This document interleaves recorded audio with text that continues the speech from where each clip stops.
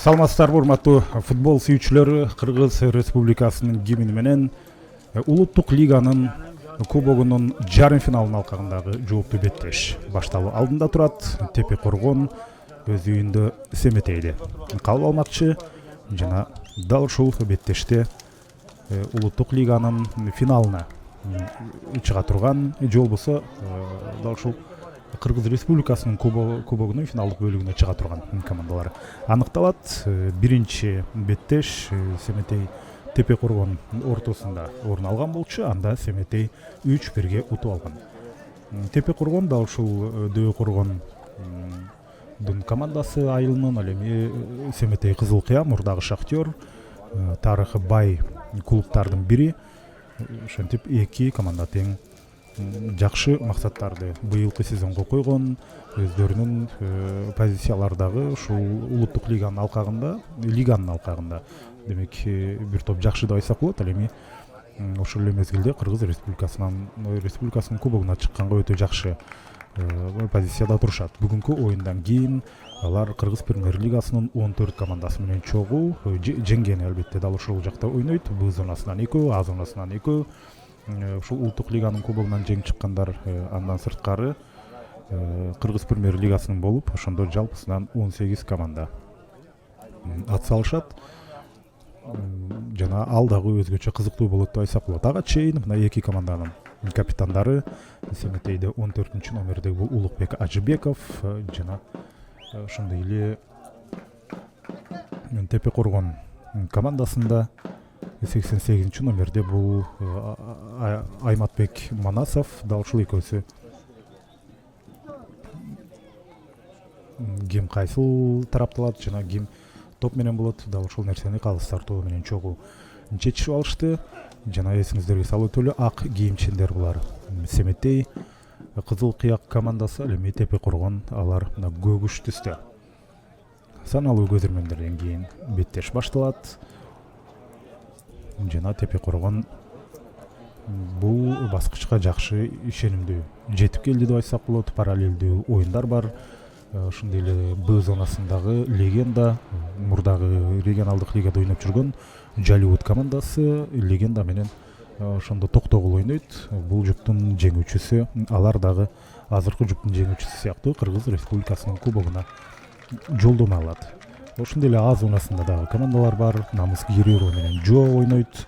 Биринчи беттеши 2-2 менен жыйынтыкталган. Эми мына экинчи беттешти алар бүгүн өткөрө турган болсо, ошондой эле топтун менен Бурана. Алар кийинки жуптар. Ошентип А Б зонасынан жалпысынан ар бир зонанын өзүнүн жарым финалдары жыйынтыгында жалпысынан 4 оюн бүгүн орун алмакчы. Оюнчулар даяр, калыстар даяр. Эми кимиси ийгилик жаратат ага чогуу бололу. Кызматыңыздарда болсо, мен Эркин Абдуллаев. Демек топту Семетей баштай турган болду. Ышкырыктан кийин курамдарды тааныштырып өтөбүз. Азырынча оюн башталган жок, жөн гана бири-бири менен пас алмашып турат.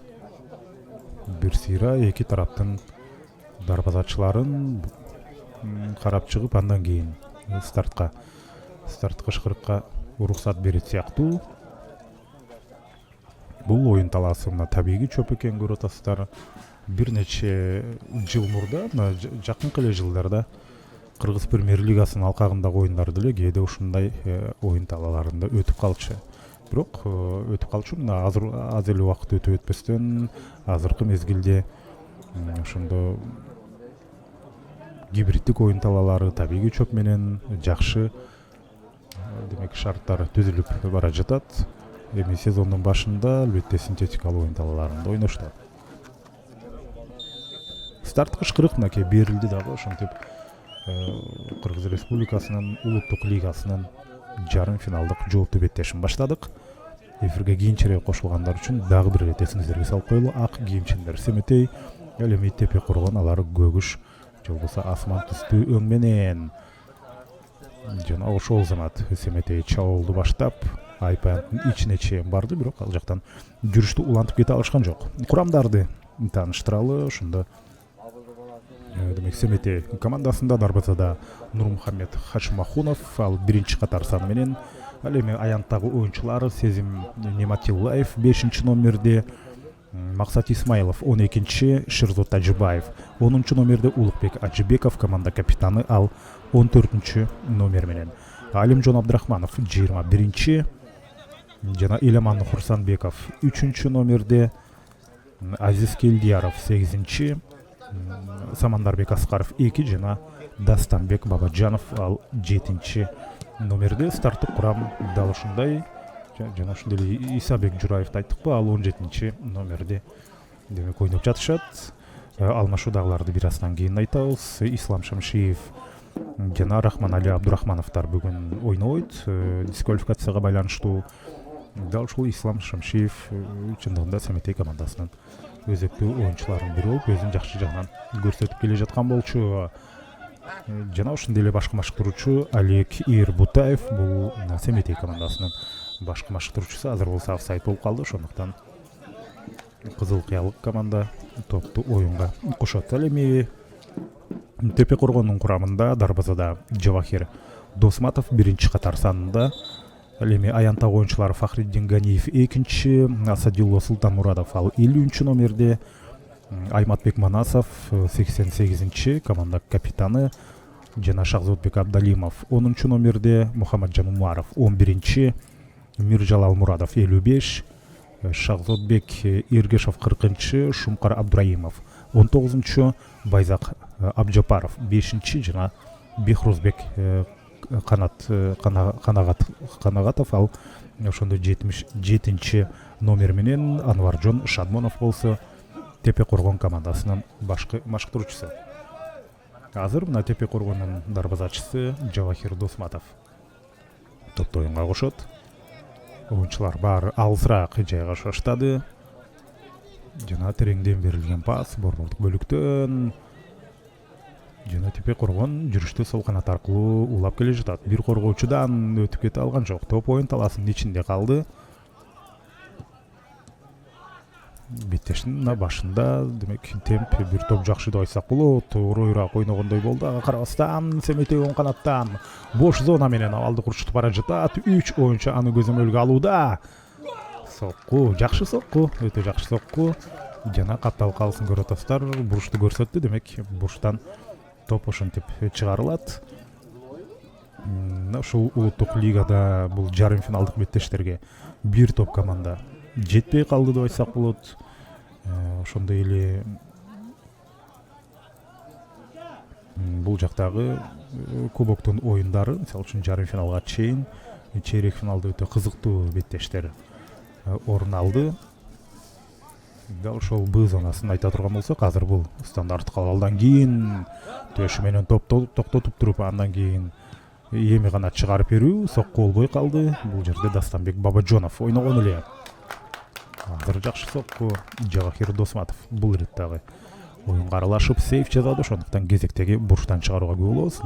Бабаджановдун алыскы бурушка чыгарып берүүсү коргоочудан кайткандан кийин төшү менен токтотуп туруп ошол замат топту тепкен болчу. Эми болсо биз азыр экинчи кабаттан күтөбүз. Жок, ал жерде Мухаммадали Абдурахманов келе. Мен оюнча эмне болгон күндө деле азыр топ оюн талаасынын сыртына кетти.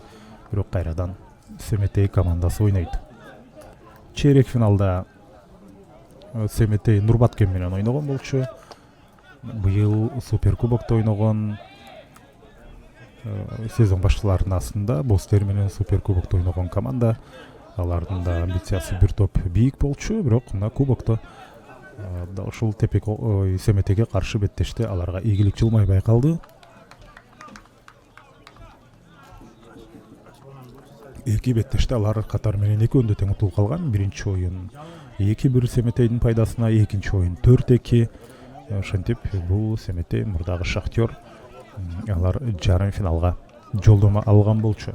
Ал эми Тепе Коргон Ноокат менен ойноду. Ноокат билесиздер, өткөн жылы ал дагы улуттук лигада жүргөн команда. Да ушул Тепе Коргон биринчи беттеште Ноокатты 2-0 уткан болсо, экинчисинде 1-1 эсебинде тең чыкты. Албетте эки беттешин жыйынтык оюнчу. Ошентип Ноокатты артта калтырып, алар дагы бул жарым финалга чыгып келген. Борбордук бөлүктөн азыр Тепе Коргон топту өздөрүнө алып турган учурда Семетейдин дээрлик баардык оюнчулары өздөрүнүн жарым аянтында болчу. Чыгарып берүү бир аз катуураак болду дагы. Анын жыйынтыгында биз албетте кооптуу учурду бул жерде көргөн жокпуз. Ошондой эле чейрек финалда Семетей Таласчына Легенда ойногон болчу. Өткөн жылкы ушул финалдык төрттүккө кирген Семетей Талас бул ирет алар дагы жарым финалга жетпей калды улуттук лиганын кубогунда. Алар лигада ошол финалдык бөлүккө чейин финалдык төрттүккө чыккан болчу. Ушул мурдагы жалют азыркы Легенда Семетей Таласты 3-1 жана 3-0 менен утту эки оюндун жыйынтыгы боюнча. Ошентип алар дагы дал ушул Б зонасындагы экинчи жарым финалисттер деп айтсак болот. Ушул бирөөсү Легенда, экинчиси ошондо Токтогул командасы. Легенда менен Токтогулдун утканы алар дагы Кыргыз Республикасынын кубогуна жолдомо алышат. КПЛда ойногон командалардын катарына кошула тургандай ошондой. Негизинен Кыргыз Республикасынын кубогуна билесиздер, бардык командалар катышканга мүмкүнчүлүгү бар, бирок ошол мындай тандоо сыяктуу өтө жакшы сонун уюштуруучулар системаны тизип коюшту. Алгач калуучулар улуттук лигага катышат, бул жактан өздөрүн көрсөтсө, мына ушул 4 азыр топ бул жерде чейинен сыртына чыгып кеткен жок деп демонстратив түрдө колун көрсөттү. Тагы топту ичинде кармап турганын көрсөттү. Ошентип мына улуттук лигадан өздөрүн көрсөткөндөр 4 жолдомо бар. Дал ошол 4 жолдомо үчүн күрөшүп, андан кийин Кыргыз Республикасынын кубогуна жолдомо алышат. Шахтер Ташкөмүр ошентип Токтогулга утулуп калды. Токтогул дагы өткөн сезондо ушул Б зонасында өзүн өтө жакшы көрсөткөн командалардын бири. Эми билесиздер, урматтуу көрөрмандар, улуттук лигада жалпысынан 20 команда ойноп жатат. КПЛда 14 болсо, улуттук лигада 20. Жана 21 болот деген да маалыматтар бар болчу сезондун башында, бирок аягында албетте 20 команда калды. Регионалдык лигада дагы командалар көп. Албетте мисалы үчүн Англияда билесиздер, чемпионшип бул АПЛден кийинки баскыч. Чемпионшипти жада калса ушул Европадагы 4-чү чемпионат деп да атап жүрүшөт. Ошол сыяктуу бир гана КПЛ эмес, улуттук лигадагы ошол сыяктуу өзүнүн кызыктуулугун жаратып баратат деп айтсак болот. Албетте биздин Кыргызстандын масштабы боюнча азыр сол канатка сонун пас чыкты. Дастанбек Бабаджанов өтө активдүү жана ага топ байма-бай жетип жатат. 3 оюнчуну жазгырып туруп, андан кийин алыскы бурчка пас. Дагы бир кайтарып өзүнө топту жерген болчу. Жаңы болсам ушул жерде 12 номер менен Максат Исмаилов бар болчу. Дегенче коргоочу топту биринчи. Ой, карасаңыздар, мына жакынкы пландан байкап көрүңүздөр, бул айыгышкан күрөш жүрүп жатат. Ал жерде эки тараптын экинчи номердеги оюнчулары бири-бири менен ошондо компромиссиз тирешүүгө келген болчу. Семетейде экинчи номердеги оюнчу бул ошондо Самандарбек Аскаров. Ал эми Тепе Коргон командасында бул Фахриддин Ганиев. Эреже бир аз башка жерде бузулбады эле.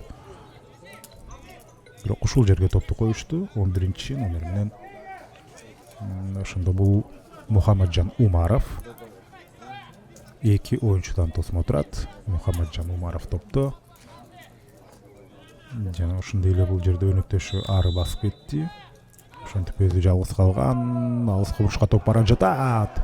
Экинчи кабаттан жакшы күрөш орун алды. Кайрадан чыгарып акыркы оюнчу офсайдда болчу, ошондуктан ал биринчи топ келе жатканга аралашкан жок. Андан кийин ойноп кетсе болот. Эми заманбап эреже боюнча дал ошондой тепе коргон быйылкы сезондо өздөрүн жакшы жагынан көрсөтүп жатат десек болот. Негизинен албетте улуттук лигадагы алардын абалы тууралуу деле бир аздан кийин сөз кылабызбы дейм. Тепе коргон негизинен алар 2 оюндан кийин 6 упай чогултуп биринчи орунда бара жатышат. Азыр болсо Жасырбек Атакелдиев жаш оюнчу ауттан топто оюнга кошкон болчу. Андан кийин анын өнөктөшүнүн тобу Айпаянттын ичине чейин жетип, андан ары Аянттын сыртына кетти. Тепе коргон ошондо 6 упай менен ушул Б зонасынын Б1 зонасында биринчи орунда бара жатса, 2 оюндан кийин 100% көрсөткүч менен ал эми Семетей бир жеңиш, бир тең чыгуусу менен 4 упай алып, экинчи орунда ээлеп турат. Нурбаткенде дагы 4 упай бар, бирок кошумча көрсөткүчтөр боюнча Семетей алды да. Ошондо негизинен А зонасында 10 команда бар, билесиздер. Алар деле эсиңиздерге салып өтөлү, анткени улуттук лиганын бардык оюндарын сиздерге түз эфирде көрсөтүп бергенге мүмкүнчүлүк азырынча чектелүү. Ошондуктан А зонасында кимдер ойноп жатат, андан кийин дал ушул азыркы Б зонасына келебиз. Бабаджанов азыр сол канаттан ал өнөктөшүн ушул жерден калтырды дагы. Андан ары абалды курчутуу толук мүмкүн болбой жатат. Ал жакта эреже бузуу ушул жерден катталды. 21 номердеги оюнчу бул ошондо улуттук лигадагы же болбосо Семетей командасындагы өзөктүү оюнчулардын бири Алимжан Абдрахманов. Адылжан Абдрахмановду жакшы билесиздер. Улуттук курама командадагы тирөөчү оюнчу Алимжан Абдрахманов болсо, ошол Абдрахмановдордун демек өкүлү деп айтсак болот. Биз мына А зонасы тууралуу кыскача айтып өтөлү, маалымат берип өтөлдүк эле. Дал ушул А зонасында Чемпион, Үмүт, Анадолу, Жо, Бурана, Фрунзе, Бостери, Кайыңды, Намыс, Гереро жана Акбарс. Ошол 10 команда демек ойноп келе жатат. Быйылкы сезондо улуттук лигада өткөн жылга салыштырмалуу албетте командалардын саны быйыл улуттук лигада көбөйгөн. Рикошет азыр серпилген топто кайрадан тепе коргондун оюнчулары, тепе коргон бир оюнчусу мына жерде жатат, бирок ага азырынча эч ким көңүл бөлгөн жок. Топту болбосо сыртка чыгарып салыш керек го дейм. Же ордунан туруп кетеби? Чау уланып жатат. Дагы деле ордунан турган жок. Ал эми кандай бийик пас. Ышкырык жаңырды, азыр башкы калыс барып ал акыбалын сурайт. Мына А зонасында ошентип 10 команда болсо, эми Б зонасында болсо алар Б1 жана Б2 деп бөлүнгөн. Азыр ким жатканын аныктоого мүмкүн болбой жатат. Катуураак жабыркап калган окшойт, себеби мына калыс дарыгерди чакырды. Ал келип өзүнүн көмөгүн көрсөтүш керек болуп калды. Ден соолук каалайбыз, ордунан туруп беттешти улантып кетет го деген үмүт бар. Эми биз ушул Б1 зонасына келе турган болсок, бул жакта мына Тепе Коргон, Семетей, Нурбаткен, Ноокат жана Туран. Булар ошондо Б1 зонасында Баткен облусунун жана Ош облусунун командалары. Негизинен дал ушундай Баткен менен Ош алар Б1, ал эми Б2 зонасында Жалал Абад менен Талас. Ошондо Семетей Талас 3 оюндан кийин 7 упай менен биринчиде бара жаткан болчу. Легенданыкы 2 оюн, 2 оюнда 4 упай, бир жеңиш жана бир тең чогуу менен ошол Жалиут командасы экинчи орунда. Шахтер Таш көмүр болсо 2 беттеште бир жеңишке ээ болуп алар 3-чү. Токтогул 2 оюнда бир жеңиш, бир жеңилүү менен алар 4-чү жана ошондой эле Базар Коргон. Демек Б зонасынын Б2 зонасында ошондо Семетей, Легенда, Шахтер Таш көмүр, Токтогул жана Базар Коргон болуп улуттук лигада дал ушул командалар ойноп келишет. Oyun kayradan jandana turgan boldu. Azırınça болгону 15-минута өтүп жатат. Башкы калыс өзүнө чакырып кайсыл бир эпизодду түшүндүрүп жатат. Мен оюнча бир пикирге келген сыяктуу. Азыр оюнчулар менен калыс ошол жерде 17-номердеги Семетейдин оюнчусу Исабек Жураев менен пикир алмашкан болчу. Абада топ үчүн күрөш. Башы менен топту түшүрүп берди. Жана ошол жерде Байзак Абжапаров ойногон болчу. Активдүүрөөк болуп. Негизинен тең ата оюн жүрүп жатат. Байкотастар Тепе Коргондагы кези келгенде өздөрүнүн чабуулун баштоодон эч кандай тартынбай, атаандашын айпаянтына чейин келүүдө дегенче бул жерден Жасырбек Атакелдиев топту жоготкон болчу. Эми ауттан болсо ауттан ошондо Максат Исмаилов топту оюнга кошту. Карабай туруп мына бош зонаны. Демек бул жерде Дастанбек Бабажановдун дарегине пас чыгарылган болчу. Жасырбек Атакелдиев бул дагы жаш оюнчу. Улуттук лигада негизинен жаш оюнчулардын саны арбын. Жана ошол эле учурда Ислам Шамшиев сыяктуу тажрыйбалуу оюнчулар деле жок эмес. Эми Ислам Шамшиев бул оюнда бүгүнкү беттеште жок. Мен оюнча кийинки оюндарда аны көрөбүз. Маанилүү беттештерде эгерде Семетей жок лигада албетте ойнойт. Кубокто мисалы үчүн ийгилик жаратып калчу болсо бүгүн алар андан кийинки ушул КПЛдин командаларына каршы беттештерде өзүнүн өнөрүн көрсөтөт. Ошондой эле Азиз Келдияров 8-номер менен Семетейдин курамында ойнойт. Азиз Келдияровду билесиздер, ал Кыргыз премьер лигасында ойноп жүргөн оюнчу. Ошентип азырынча мен аны көп байкой жатам. Карама каршы тарапта болгондуктанбы мына азыр калыстын жанында туруп сүйлөшкөн да ушул Азиз Келдияров болчу. Ал 8-номер менен ойнойт. Азыр ауттан топ. Ошол оң канатта топ сакталууда.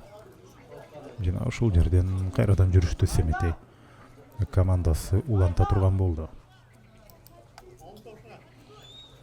Кыргыз Республикасынын кубогуна ошондо жалпысынан албетте Кыргыз премьер лигасынын дээрлик бардык командалары катышат. Андан сырткары мына ушул азыркы зонадан чыккан улуттук лиганын кубогунан чыккан командалар болот.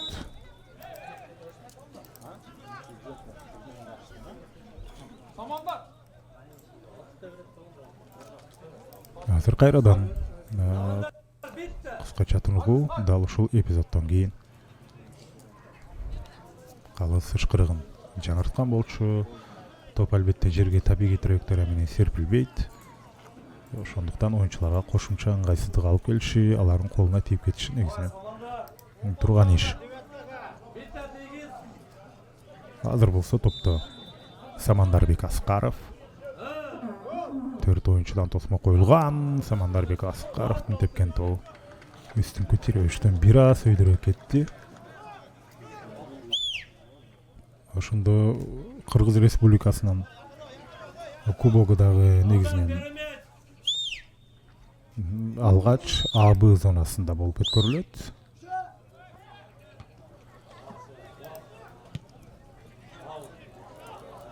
Андан кийин акырындап жыйынтыктоочу оюндарда абал өзгөрөт.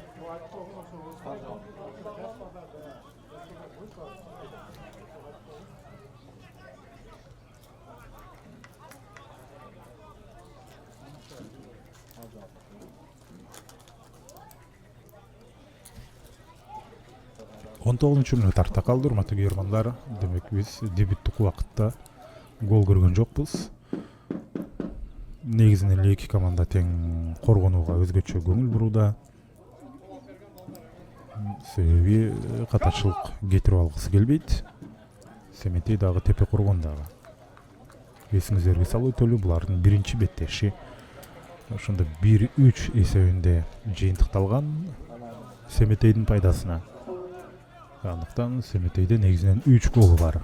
Тепе Коргондо 1 гол. Эми бүгүн 2 топ айырмасы менен жок дегенди жеңүү керек. Андан сырткары албетте коноктогу 3 гол бар болгондо да Семетейдин, ошондуктан Тепе Коргонго 3төн кем эмес гол керек. Эми тапшырма бир аз оорураак, ошентсе дагы оюн талаасында ар кандай учурлар орун алып кетиши ыктымал. Билесиздер, буга чейин 3-0дөн кийин деле эгерде ПСЖ менен Барсаны эстей турган болсоңуздар, андан ири эсептеги беттештер эле сонуна такыр башкача чечилип кеткен учурлар болгон. Ошондуктан кубоктун өзүнчө атмосферасы, өзүнчө бир кызыктуу абалы бар деп айтсак болот. Бул жакта деңгээли жагынан эки башка командалар жолугуп калышы ыктымал. Ошого карабастан өзгөчө кызыктуу жыйынтыктар орун алып келет. Дүйнөлүк тенденция деле ошондой, Кыргызстандыкы деле ага жакын. Бирок мага эмнегедир ушул өзгөчө эсте калганы бул Анадолу менен Абдышатанын беттеши болгон болчу. Жаңылбасам ошондо 16-0 болду эле, 15-0 өтө чоң айырма жаралып кеткен. Кыргыз Республикасынын кубогу деп аталганы менен ошондо КПЛдин командаларынан сырткары бир гана ошол Анадолу катышкан болчу. Андан бери дээрлик 2 сезон өттү, 3-чү сезон орун алып жатат. Ал эми КПЛдин жетекчилиги алар жакшы сонун демек схеманы ойлоп табышты деп айтсак болот. Азыр эми түз эле ошол Кыргыз Республикасынын кубогуна командалар чыгып кетпейт, КПЛден башкалар. Алар алгач улуттук лиганын кубогуна катышышат. Ошондо командалардын ортосунда мына көз көрүнүү ошондой чоң ажырым болбошу керек. Ал жактан медиа лигада өздөрүн көрсөтүп жүргөн, андан кийин арасында бир топ улуттук лигага келишти. Аларды көрүп калышыбыз ыктымал. Ошол эле Жо, Намыс Гиреро экөөнүн бирөөсүн сөзсүз түрдө көрөбүз. Кыргыз Республикасынын кубогунда жана ошондой эле Топтим же болбосо Бурана, Токмоктун командасы Бурана ал дагы кезинде өзүн жакшы жагынан көрсөтүп, алгач регионалдык лигада, андан кийин улуттук лигада ойноп жүргөн команда. Топтим биринчи беттеште 2-1 менен уткан болчу. Эми бүгүн экинчи беттешинде албетте алар ушул артыкчылыкты сактап калганга аракет жасайт. Топ оюнга кошулду. Ауттан кийин өтө тар чөйрөдө ойноп жатышкан. Топ ага карабастан сыртка чыккан эмес болчу. Бирок азыр эми Тепе Коргон ойнойт.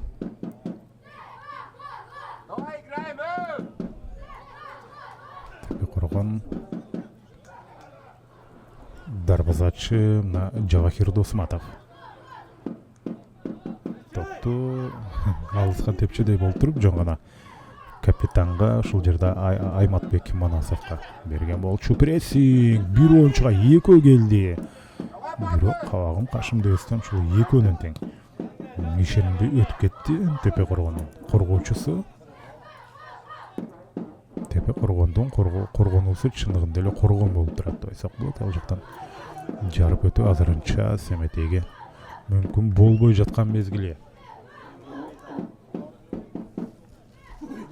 Азыр болсо Нурмухаммед Хашимахунов кызыл кийимчен дарбазачы өзү теппей сыяктуу жанына коргоочуга калтырып берди. Эки колун көтөрүп, андан кийин тепкени кандай өз дарегине жетти, көрдүңүздөрбү? Бул жерде Дастанбек Бабажановго келген болчу. Бир топ артка чегинип барып, карасаңыздар, резервде дагы мүмкүнчүлүк сактап калгысы келип атат. Анткени топ жерге серпилгенден кийин кандай тирөктөр менен кетерин таканыктоо алдын ала кыйын. Алыстан тээп көрдү, каршы чабуулга чыгуу аракетин жасайт дегенче бул жерде фол эрежени ушул жерден 12-чи номердеги бул Максат Исмаилов бузду. Мына кайтадан карап көрсөңүздөр болот. 5-чи номердеги оюнчу бул өтө ишендүү келе жаткан болчу. Байзак Абжапаров мүмкүн ушул бош зона менен чуркап кетмек эгерде Максат Исмайлов эрежени булбаса. Айпанттын ичинде топ. Экинчи кабатта күрөш жүрдү. Жана бурчтан чыгарууну көрөбүз. Азыр бурчтама топ ишке ашат. Ал үчүн жаңылбасам топту бурчтан чыгаруу үчүн ушунда ким барды? Бир оюнчуну айтайын деп аткам, бирок ал эмес окшойт. Мухаммаджан Умаров. Ошол сыяктуу жакынкы бурчка топ келди. Баш менен кайрадан Айпанттын ичине. Ошону менен жок, чабуул токточуда эмес, офсайд деле жок. Коргоочунун тепкенин көрүңүздөр. Атаандашын Айпанттында мындай сокку сатса, ой, азыр сонун пастын изин кайтарды тепе коргон оюнчусу Шахзодбек Абдалимов. Андан кийин Бабаджанов жана футзалдагыдай эле кыймыл аракетти жасап кетти, көрдүңүздөр. Бир кыймыл жасаганда атаандаш такыр башка тарапта калып калды. Башкы калыс топту кармап турат. Жана кайрадан берди. Ошол эле Бабаджановго карма каршы тараптан жүрүш уланышы керек.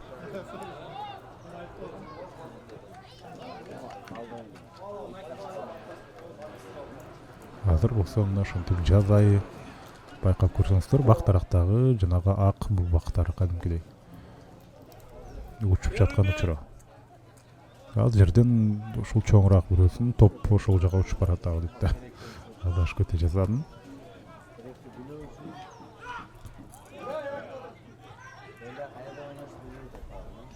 Кайрадан мына жерге түшкөндөн кийин тепе коргондун жарым аянтында өткөн болчу. 27-минутта орун алып атат. Жарым саатка жакындап калды. Беттеш эми дагы деле болсо биз азырынча гол көрө элекпиз. Кыска пастар аркылуу карасаңыздар 3 буштук түзүп алып ушул жерден пас алмашып атышкан. Азыр болсо эми аут.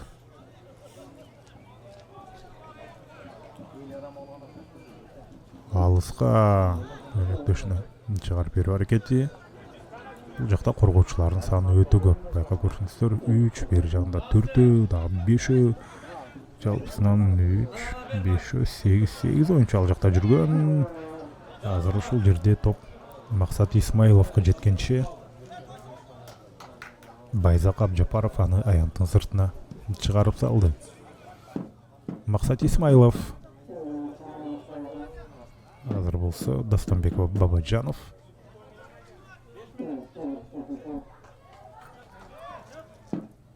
Кайрадан Дастанбек.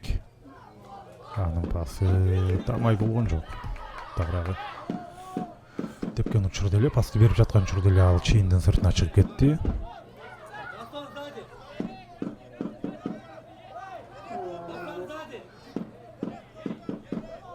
Көпкө чейин варианттарды издеп туруп, артта турган мына борбордук коргоочуга ой, топту жөндөдү, ал жерден каташылып кетирип ала жаздады эле. Андан кийин жакшы сонун кыймыл аракеттер менен кичиндин жана ыкмасын колдонду деп айтсак болот. Топ чыккан эмес.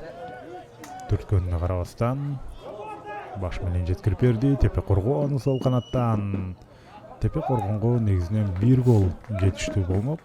Интриганы кайрадан жаратканга биринчи оюн эсиңиздерге салып коелу. 1-3 эсебинде Семетейдин пайдасына чечилген. Ошондуктан тепе коргонго алгач жок дегенде бир гол керек. Андан кийин албетте дагы гол керек, бирок ошол бир гол интриганы жаратып бермек. Семетей үчүн 0-0 эсеби бул толугу менен ыңгайлуу эсеп сандары. Алардын негизги максаты Кыргыз Республикасынын кубогуна жолдомо алуу. Ага чыкканга жакшы. Артыкчылык азырынча бар. Жарым сааттагы убакыт өткөнүнө карабастан ошол биринчи беттештеги 3-1 эсеби алардын пайдасындагы сакталып турат. Анткени бул оюнда гол көрө элекпиз. Азыр топту кайрадан тепе коргон өз тарабына алып келип алды. Жер аркылуу пас. Бери жактагы оюнчу офсайд болушу мүмкүн болчу, бирок мен оюнча эми ага топ жетпегенден кийин аны ал тууралуу сөз кылуу деле актуалдуу эмес. Азыр Семетей командасы топ менен болот.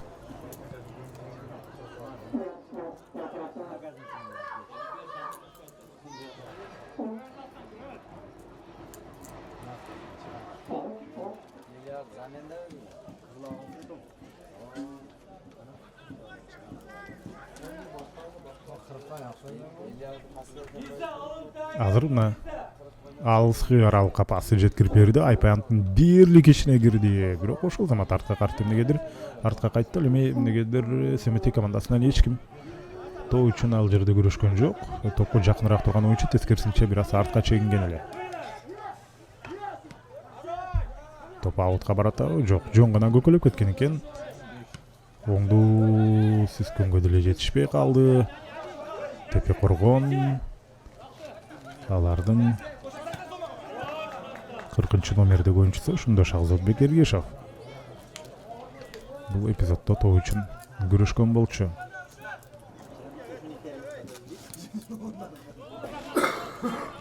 Ауттан топ оюнга кошулган тат.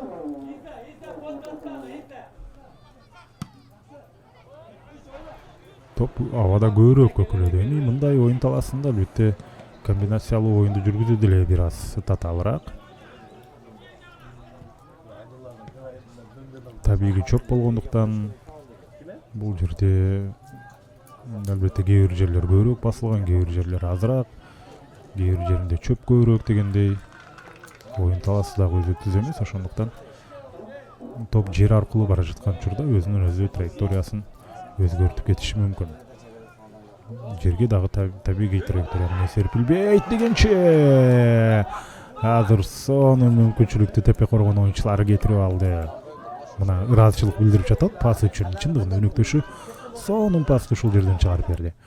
Болгону бир аз жолдун болушу гана жетпей калды деп айтсак болот. Байзак Абжапаровго мына сонун ачылды, топко жетти. Эми аралыкты Нурмухамед Хашмахунов бир аз кыскарткан болчу. Мен оюмча ошол өзүнүн пайдасын берди. Жада калса бул жерде буштан чыгаруу дагы орун алган жок. Жылан ушул түз сокку өзү гана аянттын сыртына таамай эмес кеткен эле. Семетейдин ошентип жолу болуп кетти ал эпизоддо. Тепе Коргон өздөрүнүн мүмкүнчүлүгүн колдоно алган жок. Мен оюмча ошол 32 мүнөт ичиндеги алгачкы эң кооптуу учурду да ушул Тепе Коргон командасы, анын ичинде Байзак Абдыжапаров жаратты деп айтсак болот. Жана анын өнөктөшү албетте пас берген өтө жакшы топту Байзакка жеткирип берген болчу. Азыр ауттан топ оюнга кошулат. Жана Тепе Коргон чабуулун баштады. Эртерээк пас берүү керек. Жок, эмне деген пас бул? Офсайд жок бекен. Андай болсо жүрүштө улантып жатат. Сол буту менен карасаңыздар, оң буту, сол буту экөө менен тең мүмкүнчүлүк болду дегенче. Бул жүрүштө улантууда. Байзак Абжапаров Тепе Коргондун курамындагы эң активдүү оюнчулардын бири. Азыр буштан чыгаруу болот. Жасырбек Атакелдиев аны ишке ашырат. Мына карасаңыздар, сол буту менен. Мен оюмча бул пас болчу. Бирок коргоочудан өтпөй калды. Алыскы бурчка барды, баш менен сокку бийирээк.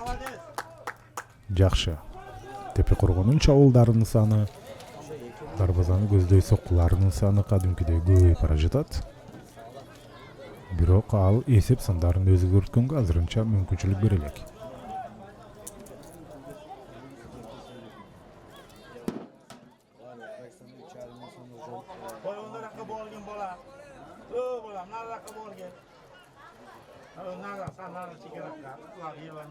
Дарбазачы мына буга чейинкидей эле топту теппей жатат. Алыска тепкен учурда Нурмухамед Хашмахунов.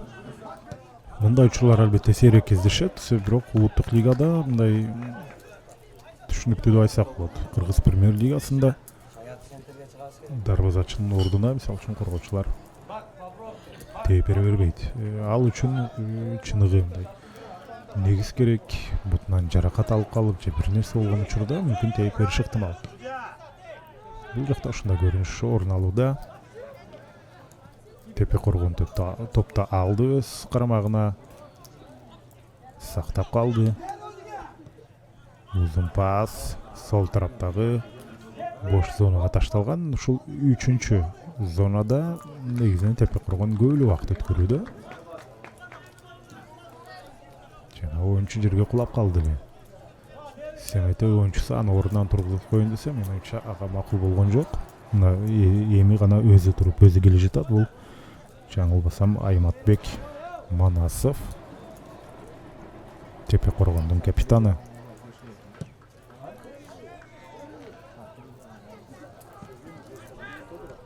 Топ жакшы келген болчу, бирок аны жөндөй мүмкүн боло берген жок.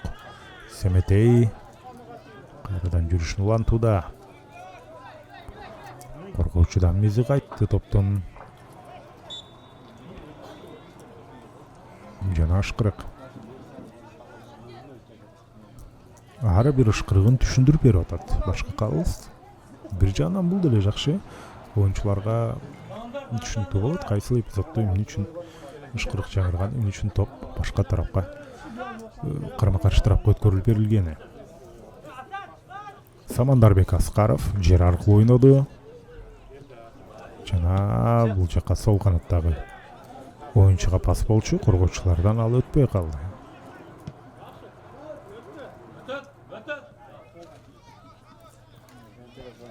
Азыр аутта ойношот Семетей оюнчулары. Дастанбек Бабажанов бир пас алмашты дагы, кайрадан өзүндө топту өз командасында алып турат. Азыр чыгарып берүү рикошет. Бурштан топ болот азыр кайрадан. Жок, андай эмес экен. Калыс. Демек тепе коргон топту оюнга кошоорун айтып өттү. Себеби бери жакта офсайд болуп калган сыяктуу.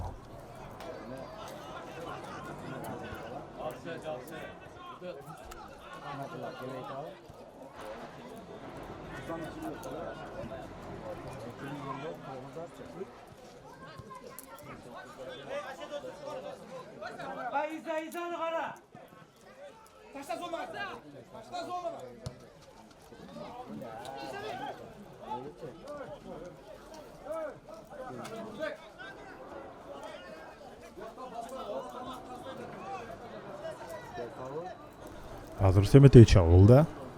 Дастанбек Бабажанов. Дастанбек пасты жеткирди, бирок топту сактап кала алган жок ошол жерде. Өнөктөшү ким эле ал? Азиз Келдияровго дейм. Азиз Келдияров эми андай топторду негизинен жакшы жөндөшү керек болчу.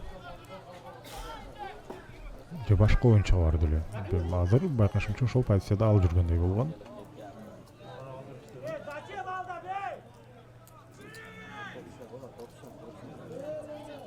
Тепе коргон топту алып койду.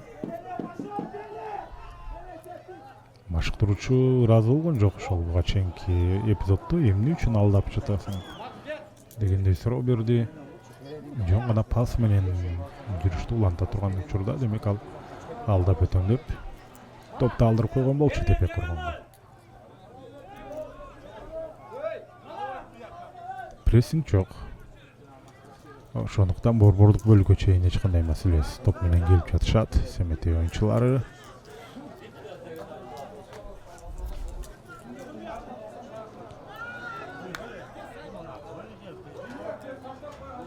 Кайрадан тепе коргон топту алды. Аны 3 оюнчу карап жүрөт.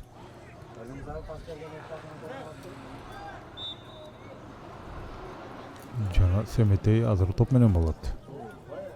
Дал ушул команданын оюнчусуна каршы фол жаралды.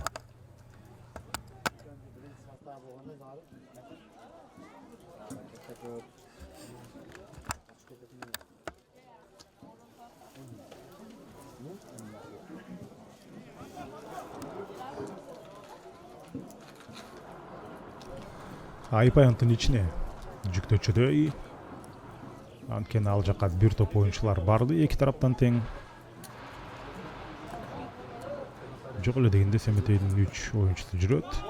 алыскы бурчка жок, дарбаза чыгармап кала алган жок ошол замат сокку. Эгерде жерден табигый траектория менен серпилгенде мүмкүн таамайраак сокку замак. Азыр болсо топ албетте тирөөчтөн бир топ эле алыс өтүп кетти. Биринчи тайм соңуна жакындап бара жатат. Ал эми Жахир Досматовдун бут кийиминин боосу ошол жерде чечилип кеткен болчу. Алар билесиздер, өздөрү мейли кийип жүрөт, ошондуктан ага ошол капитандын көмөгү керек болду.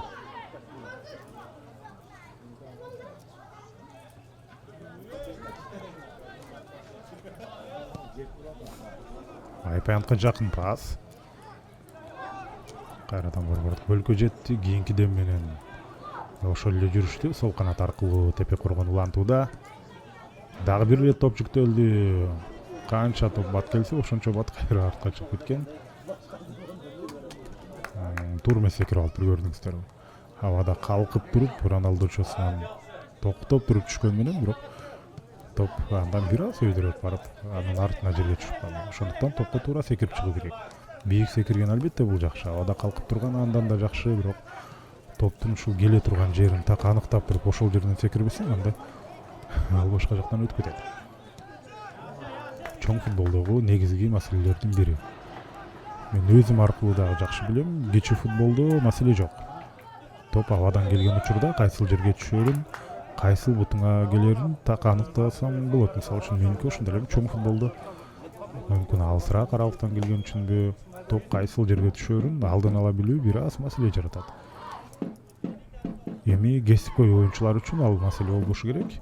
Бирок жанагы эпизоддо көрдүңүздөр, секирген менен топ андан бир аз бийигирээктен өтүп кетти.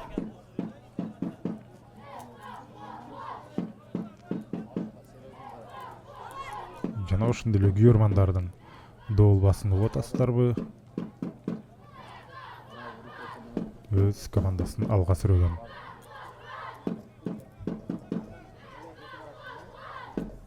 Тепе коргон деп ошол жакта доолбасты кагып, ураан чакырып, жергиликтүү команданы алга сүрөп жатышат.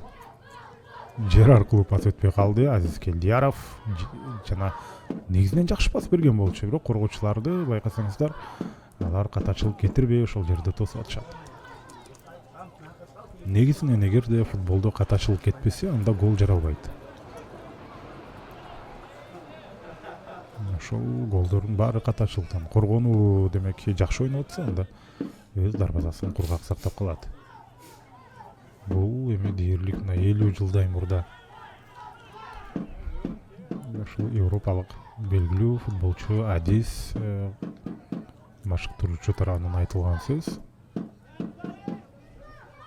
Аны албетте ошол италиялык Адис болгондуктан ошол жакта өзгөчө көп колдонушкан. Көптөгөн жылдар бою Италиянын коргонуусу дүйнөдөгү эң мыкты коргонуу деп да айтылып келген. Бабажанов команданын жарымын артынан ээрчитип алган болчу, бирок албетте сокку сатканга жетишпей калды. Ошол эпизодду биз көрүп жүрбөйсүз, жана Мессини тегеректеп артынан ээрчип жүргөндөр, Неймарды кээде. Азыр бул жерде дал ошол Дастанбек Бабажанов дагы 4-5 артынан ээрчитип алып топ менен жүргөн болчу. Жана биринчи тайм соңуна жакындап бара жатат. Күйөрмандар дагы күчөдү, активдүү болуп атат. Оюнчулар дагы албетте тыныгууга кетердин астында артыкчылык менен демек ал жака кеткиси келет дегенче офсайд. Каптал калысы жилигин көтөрүп бул жерде ошондо Семетейдин оюнчусу оюндан сырт калганын белгилеп өттү. Борбордук бөлүгү жок оюн орун ала баштады. Карасаңыздар, түз эле бир узун пас менен оң канат, сол канаттан өнөктөштөрүн издешет. 45-минута бул биринчи таймдын негизги убактысынын акыркы минутасы.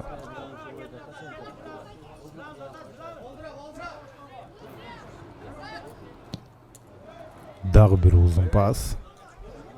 Ал оюнчу офсайд болгон сыяктуу, ошондуктан оюн каралашкан жок. жакшы чыгарып берүүдөй көрүнгөн, бирок коргоочу өз ордунда болуп чыкты. Ауттан кайрадан эле Тепе Коргон ойнойт. Бүгүн ошентип Тепе Коргон айылында чоң футболдук майрам орун алууда. Сонун кирип баратат, өзүнө өзү пас берип, өзү андан ары чуркап бара жатты эле. Жыйынтыгында жолунан атаандаш чыгып калды. Бурчтан чыгарууда жок, соккуда болгон жок, паста болгон жок, эч нерсе болгон жок. Болгону Семетей командасы асыры жүрүштү улантат. Кошумча минутта кетип жатат. Бизге техникалык зона көрүнгөн жок. Андыктан канча минутта кошулганы бизге азырынча белгисиз бойдон калды. Эмне болсо дагы финалдык ышкырыкты, биринчи таймдын бүткөндүгү тууралуу ышкырыкты укмайынча бул оюнга күбө боло беребиз. Дагы бир бош зонага топ ташталды. Жана чабуулда фол коргоочуга каршы.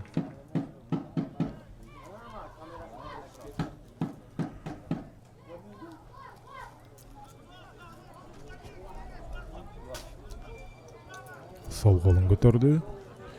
Стандарттык кабал бурчтан чыгаруу эмес, мына ушундай учурда дагы алар кайсы бир эпизодду кол жаңсоосу менен тагыраак кантип ойнорун кол жаңсоосу менен көрсөтүп жатат.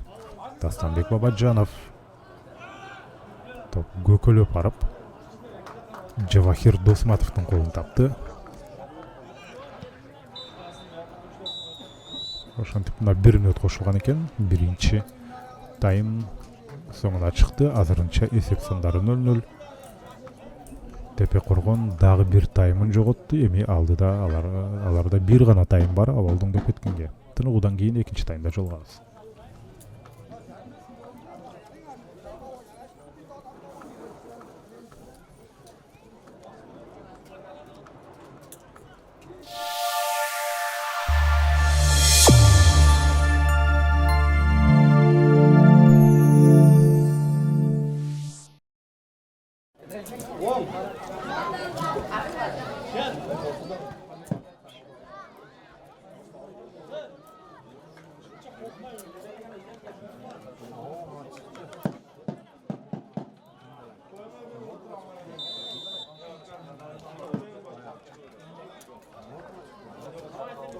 Экинчи тайм старт алды. Биринчи 45 мүнөттүк 0-0 эсебинде жыйынтыкталган болчу. Жана урматтуу көрөрмандар, бул экинчи жооптук беттеш жарым финалдагы улуттук лиганын кубогунун алкагындагы. Андыктан ошол биринчи беттештеги оюндун эсептери түздөн түз. Бул таймашка таасирин берет. 0-0 эсеби бул Семетей командасынын пайдасына. Кызыл Кыянын Семетей командасы. Ал эми Тепе Коргонго албетте алар 1-3 менен биринчи оюнда утулгандыктан аларга голдор керек. Эми ушул болгону бир тайм ичинде Тепе Коргон кадимкидей абалды өзгөртүшү керек. Байкап көрөбүз, аны иш жүзүнө ашыра алабы, ашыра албайбы.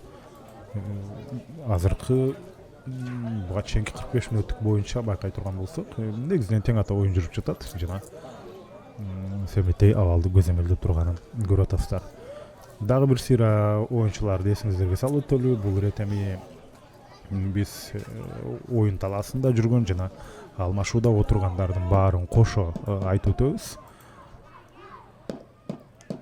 Ошондой эле ак кийимчендер Семетей, Тепе Коргон көк кийим экенин эсиңиздерге салып коелу дагы.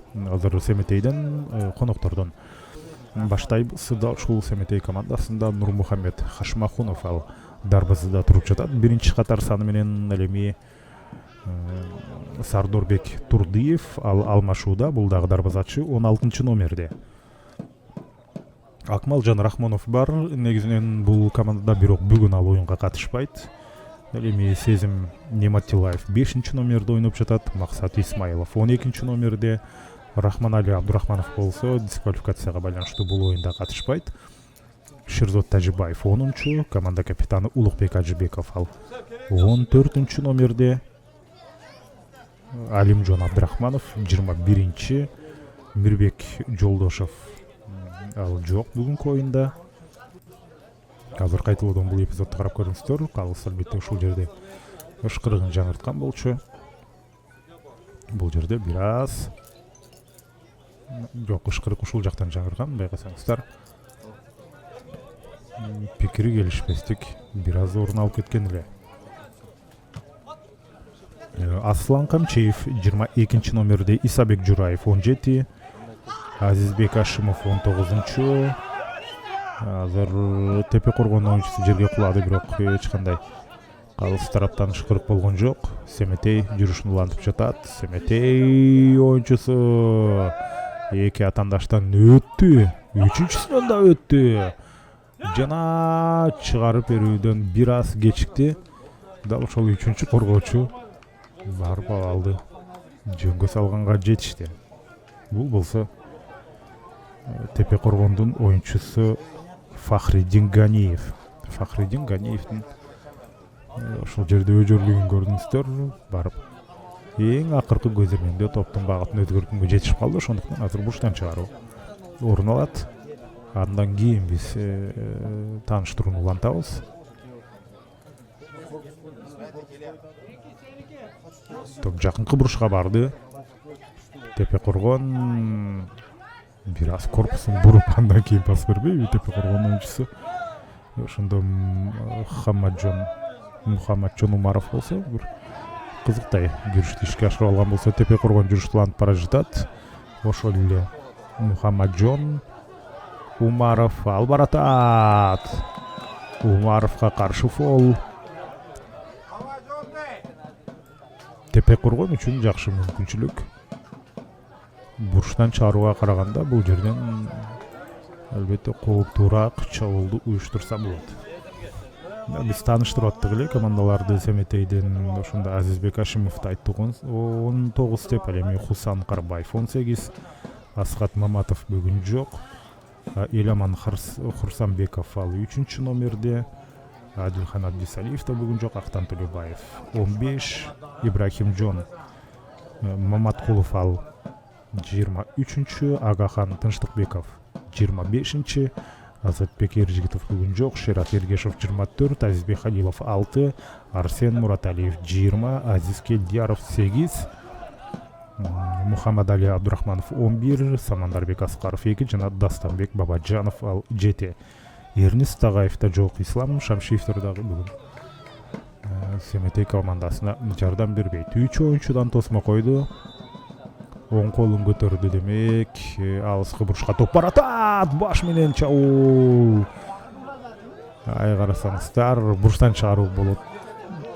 Желекти кандай бурчту көрсөтүп аткандай болду азыркы талкабыз. Кандай болсо, ооба, бурчтан чыгаруу орун алыш керек. Топ сонун барды, траекторияны карап көрсөңүздөр. Ушул жерде башы менен экинчи кабаттан Фахриддин Ганиев дарбазаны көздөй сүзгөн болчу. Ошол жакта турган коргонуп турган оюнчунун денесине тийип, менин чаянттын сыртына кеткендей болду. Жана ашкырык. Эми болсо Семетей оюнду улантат. Биз дал ушул Кызыл Кыял команданын курамын бир сыйра айтып өттүк. Ал эми бул команданын башкы машыктыруучусу Олег Эрбутаев. Машыктыруучулук штабта Айдарбек Абибиллаев бар. Администратор Мухаммедкали Ураимов болсо, бул Семетей командасынын жетекчиси Эрнис Тагаев. Эрнис Тагаев өзү оюнчу катары дагы негизинен табыштамада бар, бирок ал көбүнчөсү ошол уюштуруу иштери менен алектенет сыяктуу. Ойногонго негизинен оюнчулардын саны жетиштүү Семетей командасында. Бирок керек учурда албетте оюн талаасынан аны теориялык жактан көрүп калышыбыз демек мүмкүн дегенче азыр эртерээк пас берсе болмок. Оң канатта ал өнөктөшүн көргөн жокку дейм. Ушул жерде өзүн сунуштап Мухаммаджон Умаров бара жаткан болчу. Жана Сухрабжон Режабалиев ага өз убагында пас берсе мүмкүн дарбазачы менен бирме-бирге чыгып өз сөзүн айтып көрмөк. Айпанттын ичинде топ. Серпилүүдөн кийин дарбазачы кармап кала алган жок. Бирок тепкенге Тепе Коргондон эч ким жок болуп чыкты. Коргоочу абалы жөнгө салган. Азыр болсо кайрадан Айпанттын ичине топ жүктөлдү. Коргоочу кайтарды. Ошол эле 11 номердеги Мухаммаджон Умаров. Мухаммаджон Умаров жана азыр болсо оюнга капитан Айматбек Манасов аралашкан болчу. Дарбазачы ары жакта жерде жатат. Калыс барап ал акыбалын сурасын. Семетейдин дарбазачысы бул Нурмухамед Хашмахунов. Катуу жабыркап калды. Эгерде ал жабыркай турган болсо Сардорбек Турдиев чыгышы мүмкүн. Дарбазага биз буга чейин Семетейдин оюнчуларын эсиңиздерге салдык эле. Азыр эми Тепе Коргондукун айтып өтөлү. Алмашуудагыларды жана оюн талаасындагылардын баарын атын атаса куту сүйүнө топкот. Эми айрыкча улуттук лигадагылар дайым трансляция болгондуктан ар бирин айтып койгонубуз менин оюмча туура болот. Дарбазачылардан мына Жавахир Досматов биринчи катар саны менен дарбазада. Жана Диорбек Ахмедов бүгүн жок. Шаятбек Халиков 16 номерде. Алмашууга чыга турган оюнчулардын бири. Байотбек Буажанов 3-чү. Жасырбек Атакелдиев 14-чү. Фахриддин Ганиев 2. Асадило Султамурадов 50 номерде. Айматбек Манасов 88. Хурсан Момунжанов ал 8-чи. Шахзодбек Абдалимов 10-чү. Жана Мухаммаджон Умаров 11-чи. 55 номерде Миржалал Мурадов бар. 7-чи катар сан менен Сухрабжон Режавалиев. Шахзодбек Эргешев 40. Эми Шумкар Абдураимов 19. Байзак Абжапаров 5. Бехрузбек Канагатов 77 жана Шахрукбек Султанов 9. Ошондо бир топ оюнчулар жок. Алар тууралуу азыр сөз кылабыз. Негизинен мына дарбазачы ордунан турду, беттешилүү антат. Мухаммадиор Салижанов жок. Ырысбек Нурматов дисквалификацияга байланыштуу. Абдусаидбек Хачимжонов ал бар, бирок ага эмнегедир номер берилген эмес. Ошондой эле Хожакбар Ахматжанов ал да бар деп көрсөтүлгөн, бирок номер берилген эмес. Максут Абдивалиевке дагы ошондой, Бекзот Мараджаповго дагы ушундай көрүнүштөр. Анваржон Шадманов болсо бул Тепе Коргон командасынын башкы машыктыруучусу. Алишер Мансуров менен Шахмурат Мансуровдор булар машыктыруучунун штабында, алар ассистенттер. Андан сырткары Тепе Коргондун президенти бул Анваржон Касымов, Тепе Коргондун директору Жапар Манасов, администратору Мансур Мирзаев, медиа офицер Амирхон Шербутаев, эми Элиорбек Нишанов болсо бул дарыгер. Тепе Коргондун штабындагы бардык өкүлдөрдү биз айтып өттүк. Дал ошол учурда мына бурчтан чыгаруу орун алат. Жакынкы бурчка топ келди. Бул жерде бир эмес 3 Тепе Коргондун оюнчусу бар болчу. Аларды жарып топтун өтөрү албетте күмөн эле.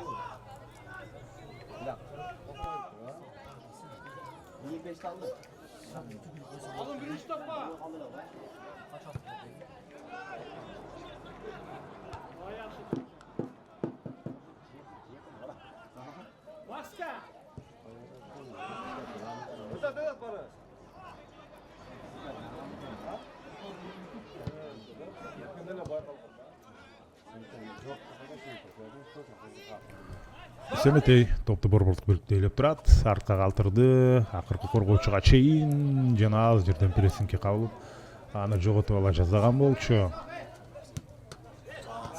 Өнөктөшүнө тийип топ сыртка чыгып кетти. Бул албетте кокустук. Ушул жерде Тепе Коргондун оюнчусу, эң активдүү оюнчулардын бири Фахриддин Ганиевке тийип, андан ары сыртка чыгып кеткен эле.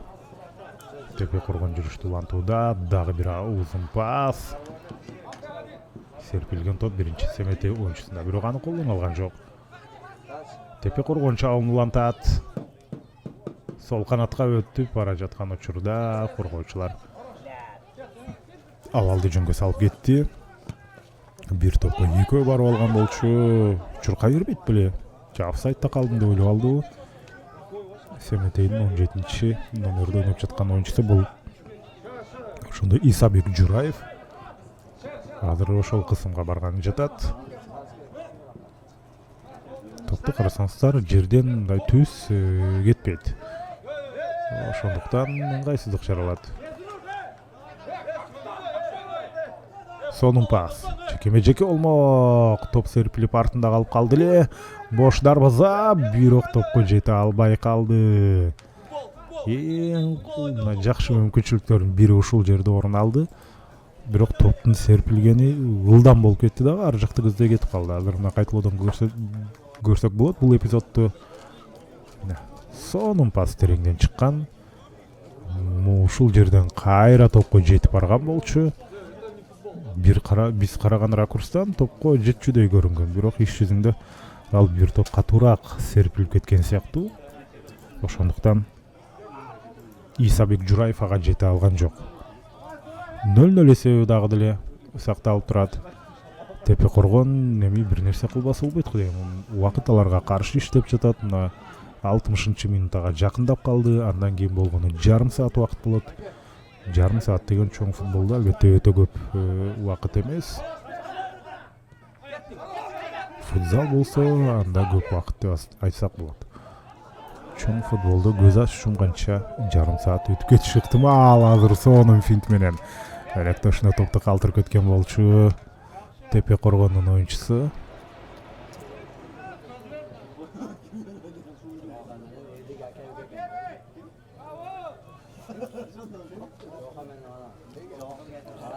Бул ирет мына дарбазачы Турле Жавахир Досматов негизинен өзү эле тепип аткан. Нурмухамед Хашмахунов өнөктөштөрүнө тепип туруп аткан болчу.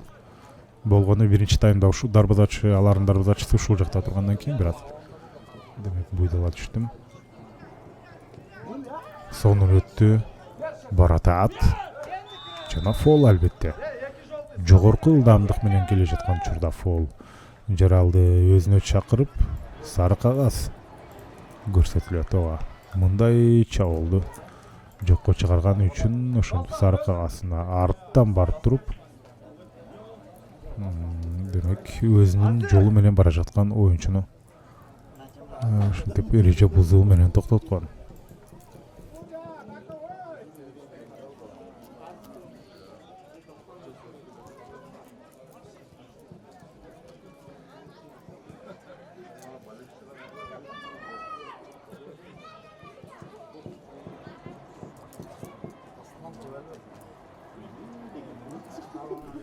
Ышкырык менен топ оюнга кошула турган болду. Анын жанында бир эмес эки оюнчуну көрүп атабыз. Азиз Келдияров беле бул. Азиз Келдияров ары жака Айпаянттын ичине кетти. Жана жалгыз оюнчу калды. Топту демек дал ошол оюнчу гана тебет. 4 оюнчудан тосмо турат. Жер аркылуу пас, жанасы окуу, кандай сейф. Идеалдуу ушул жерден, демек жүрүштү улантышты. Ал эми Шахзотбек Абдалимов, жок, бул жерде Шерзот Тажыбаев да сонун мүмкүнчүлүк болду. Шерзот Тажыбаев топту жөндөрдө бир аз абалды начарлатып алды, бирок ошого карабастан жакшы соккузатты. Болгону Жавахир Досматов бул жерде топту ошентип чыгарып кетти деп айтсак болот. Эми бурчтан топ оюнга кошулат.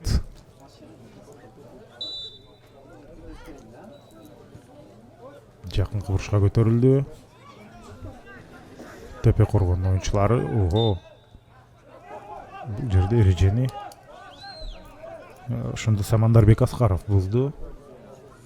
Тепе коргон шашпастан жакынкы коргоочулар менен акырында бирок борбордук бөлүгү жок ойноп жатышат. Көбүнчөсү алыска пас берүүгө белсен атышкан. Дагы деле ошондой Айпаянттын ичине чыгарып берүү аракетинен кийин жөнөкөй жерден топту жоготуп алды.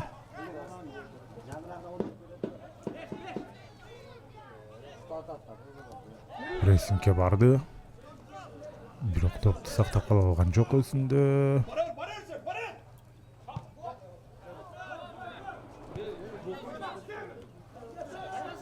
Сол канаттан колунан тартып койду. Эмне үчүн ышкырык жаңырган жок. орталык калыс айтыш керек болчу. Эми ортодогу калыска мүмкүн оюнчунун денеси тосуп калып бул эпизод так даана көрүнбөй калгандыр. Бирок ошентсе деле топ эми тепе коргондо Асадилов Султанмуродов, жок ал эмес, бул Айматбек, ошондо Айматбек Манасов болчу.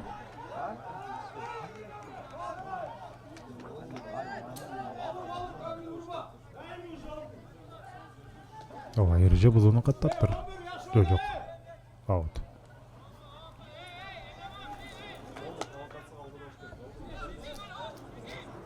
Улуттук лигада албетте калыс болуу деле оңой эмес. Бул Кыргыз премьер лигасына караганда бул жакта албетте калыстын дарегине болгон сын пикирлер көбүрөөк болушу ыктымал. Эми Кыргыз премьер лигасында көп оюндарда вар болот, ошондуктан алар жана КПЛда ойногон оюнчулардын эске тутуу булчуңдары толугу менен варды билип калды, ошондуктан алар жөнөкөй жерден эреже бузганга барышпайт. Биринчиден, экинчиден эми вар болгондуктан калыс чечим чыгат деп ага ишеним күчтүүрөөк. Алгачкы турларда Кыргыз премьер лигасында ар бир турда жок дегенде бирден кем эмес кызыл кагаз көрсөтүлүп келе жаткан болсо, бул 7-турда ошол кызыл кагаз көрсөтүлгөн эмес болчу. Бул дагы мисал болуп бере алат. Ал эми улуттук лигада азырынча вар колдонулбайт. Башы менен топту сүзгөнгө же ар жактан секирип келиш керек болчу, же болбосо бою узунураак болушу керек болчу.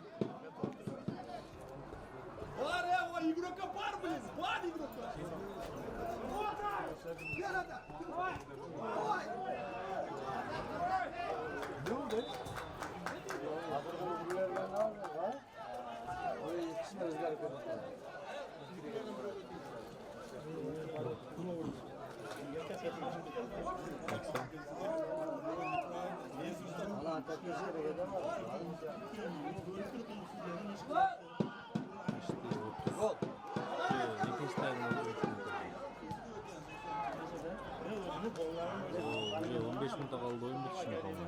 15 minut.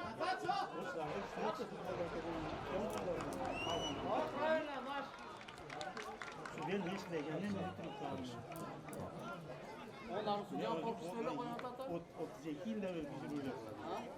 Onların sıcağın korkusuyla koyan Ya o sıralar da o ikiler de ortada. Ya işte. Kansa! Bir sıcağın bir bro var yana.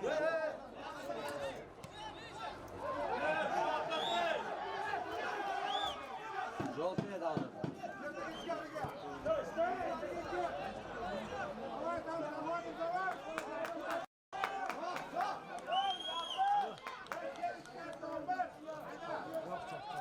Bana sık, naves, naves.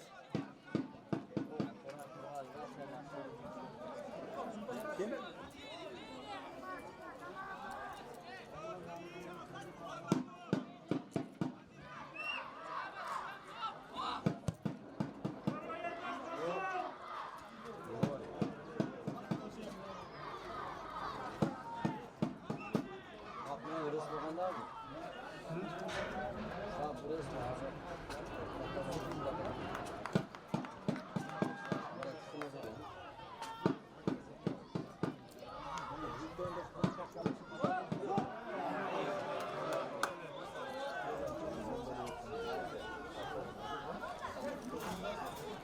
Ya var o, değil mi? Ne kadar var?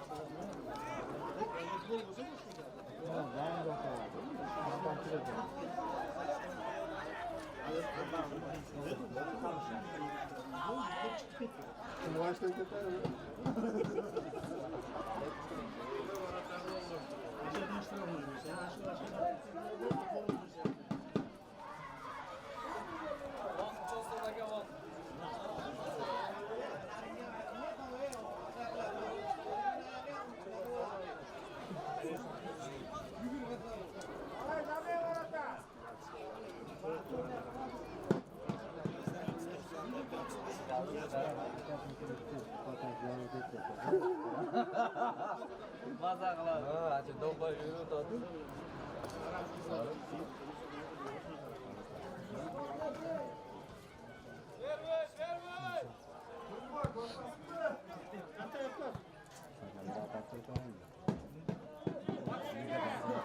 Reklama üzeri güzel.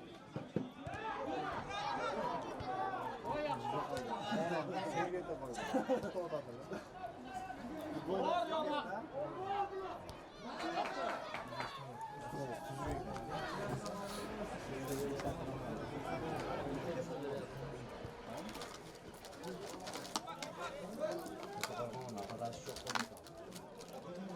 Resmen senin de kullandığı yapıyor. Bir bakalım.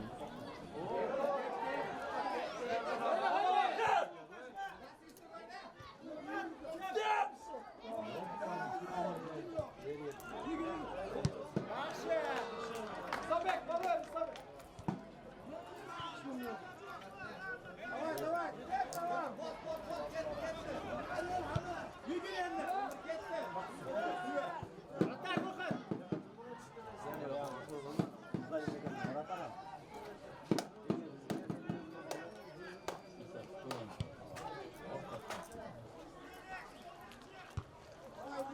Давай. Gitten faydası yoktu. Elini fazlalığıyla kokluyoruz direkt gol. Yalan algı ötüyor oynar çıkıyor. Saçını koyuyor yani.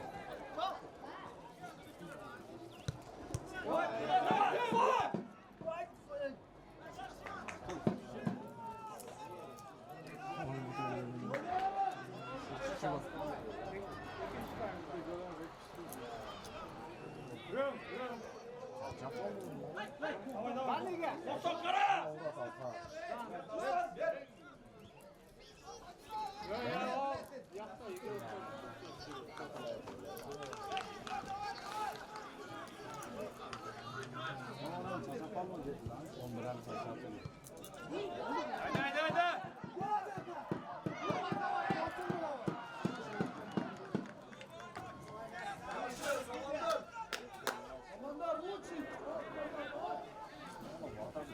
Bilen çıkar.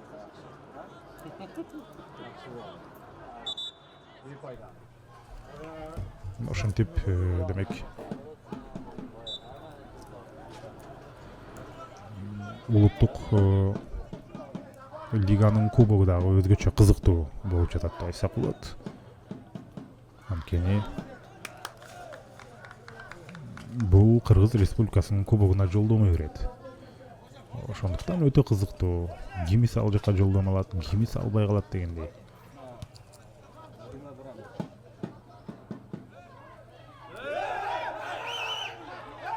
Кайрадан ышкырык.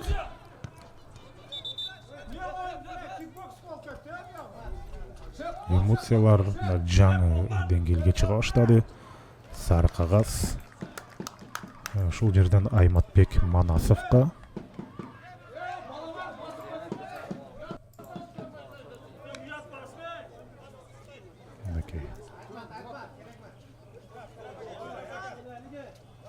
кадимки колун кошуп ошол жерде түртүү ийген. Негизинен сары кагаздар көп көрсөтүлгөн жок. Менин оюмча бул биринчиси го дейм. Же буга чейин бир сары кагаз болду эле. Азыр гана эстей албай атам. Анча-мынча чыңалуу бар экенине карабастан, калыс абалды негизинен жакшы көзөмөлдөп атат.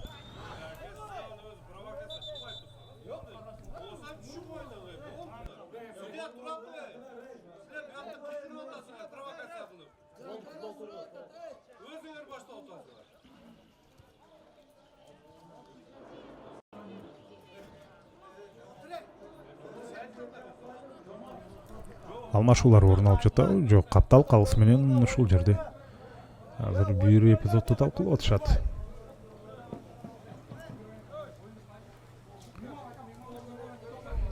Онунчу номердеги оюнчу Тепе Коргондон. Жок, бул Семетей командасынан Шерзот Тажибаев жана ошондой эле Тепе Коргондун капитаны Айматбек Манасовдарды чогултуп бир сыйра сүйлөшүп алды. Бул жерде милиция кызматкерлери бар. Коопсуздук өтө маанилүү. Жөн жерден бул беттеш ошол атайын трансляция болуп жаткан жок. Камера аркылуу себеби божомолдор боюнча уюштуруучулар тарабынан алдын ала бул жакта ушундай пикир келишпестиктер болуп кетиши мүмкүн. Мындай жогорку чыңалуудагы оюн принципиалдуу беттеш болору түшүнүктүү болчу. Ошондуктан булар атайын бул беттешти көрсөтүп, бардык эпизоддор ошол камерага жазылып калышын каалашкан. Бул дагы коопсуздуктун бир жолу деп айтсак болот. Уюштуруучуларга чындыгында баа бердим. Анткени улуттук лиганын бардык беттештери эле ушундай эфирде көрсөтүлүп аткан жок. Ошондуктан андай учурда оюнчулар өздөрүн бир аз башкачараак алып жүрөрү да түшүнүктүү. Көбүрөөк эмоционалдуураак алып жүрүшү мүмкүн. Жөнөкөй эле мына вар бар жана вар жоктогудай эле. Ошол сыяктуу эле бул жакта дагы оюн көрсөтүлбөй калса, оюнчулар башкачараак болушу ыктымал дегенче, азыр бул жерде алмашуу даярдалып жатат. Ким алмаштырды алыстан көрүнгөн деле жок. Азыр жакындаганда байкап көрөлүчү ким келди.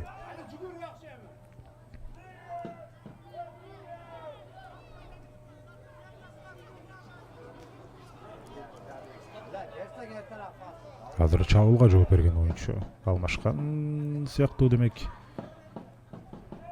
Дал ушул алмашуудагы оюнчуну бул жерден көрүп жатабыз. Бирок ал топту токтотуп кала алган жок. Ошондо бул Мухаммадали Абдрахманов оюнга кирди мынакей. Буга чейин бул жакта ким ойноп атты эле? Ошондо демек Семетейдин чабуулуна жооп бере турган оюнчу.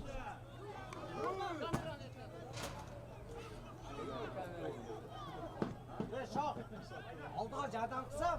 Азыр болсо Айматбек Манасов. Тепе коргондун мүмкүнчүлүгү убакыт өткөн сайын албетте азайып бара жатат. Азыр болсо Шахзотбек Эргешев арттагы мөнөктөшү менен ойногондон кийин топ карама каршы тарапка жетти. Прессингке барууда Семетей командасы. Узун пас. Кайрадан топ артка барды. Кетер алдыға. Жана Айматбек баратат. Азыр тепе коргон жүрүштү улантат. Көрмандар аз эмес. Мына бул беттешти көрүү үчүн эми тепе коргон. Элестетип көрүңүздөр, Кыргыз Республикасынын кубогуна чыкканга өтө жакын турат. Азыр болсо дарбазаны көздөй тепти, бирок топ көтөрүлүп кетти көрүңүздөр. 11 номердеги бул Мухаммаджан Умаров. Мухаммаджан Умаров биринчи таймда активдүүрөөк болчу, экинчи таймда.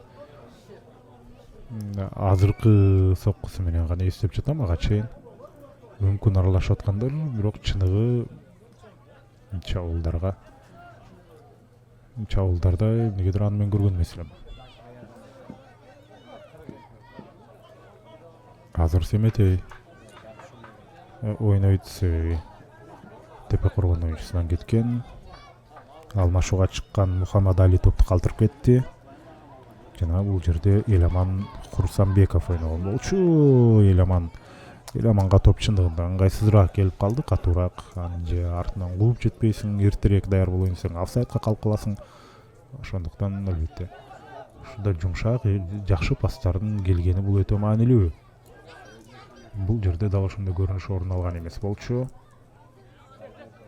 Тепе коргон карама каршы тарапка топту өткөрүп алды.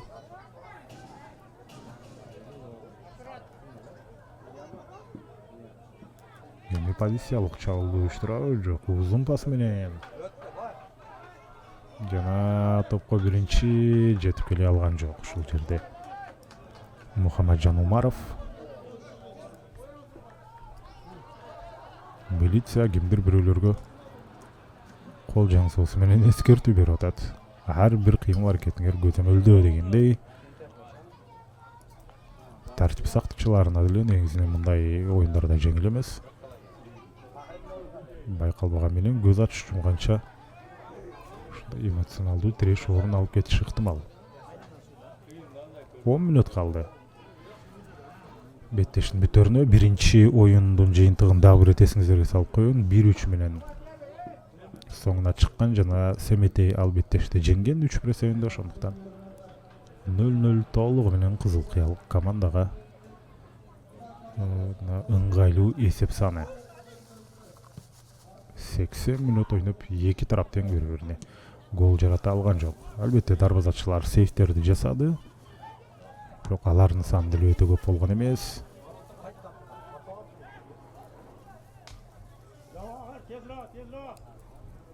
Азыр болсо Жавахир Досматов топту тээп берди. Тепе коргон алардын курамындагы оюнчу бул жерде Мухаммаджан Умаров ойногон эле. Азыр арттан Шахзотбек Эргешев.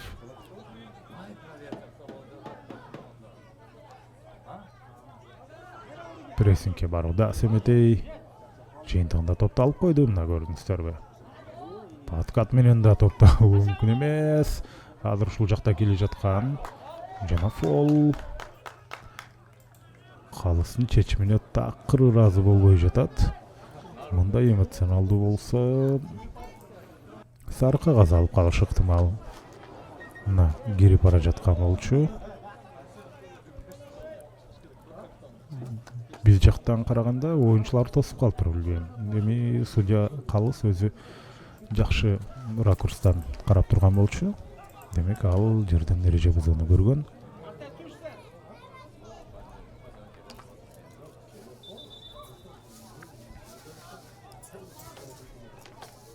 Азыр мына тосмо турган жатат. Негизинен түз соккуга деле аралык алыстык кылат, андыктан экинчи кабаттан эле күрөш болот го дейм. Эки оюнчу деле турган жок, мына көрүнүңүздөр. Тосмо, бир оюнчу турат ары жакта мына. Бир оюнчудан тосмо коюлду. Ал жөн гана түп-түз тээп салбасын деген тилекте мына ошол жерде жайгашкан болсо, азыр алмашты. Дастамбек Бабажанов барды. Дастамбек Бабажанов жана гол кирбей калганын көрдүңүздөр. Топ серпилип туруп жерге аянттын сыртына кетти. Мына карасаңыздар, ушунчалык ыңгайсыз тректору же баш менен кайтарып кете албайсың, же бут менен тута албайсың. Дарбазачы деле бул жерге топко чыкканга батынган жок. Бирок сонун мүмкүнчүлүк. Ошентип себеттей командасы тараптан кетти.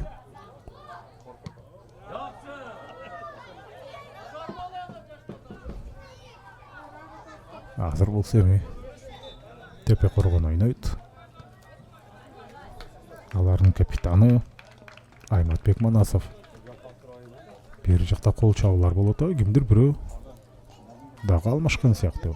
Жары жакта мына алмашууга бир оюнчу Семетейдин курамында даярданып жатат.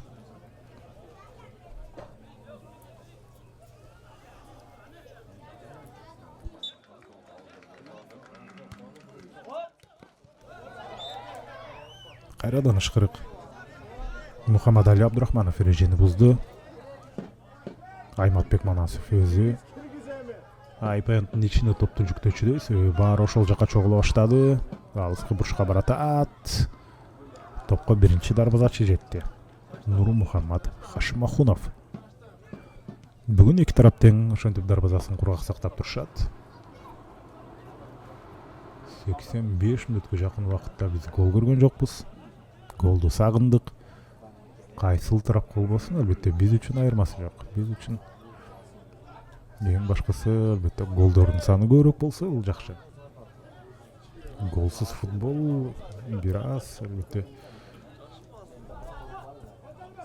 тузу азыраак тамак сыяктуу деп айтсак болот деген менин оюмча. Футболду көркүнө чыгарган булар голдор. Биз дал ошол нерсени көрбөй жатабыз, бирок атаандаштык жакшы, мына интрига деме бар, бирок өтө азайып бара жатат.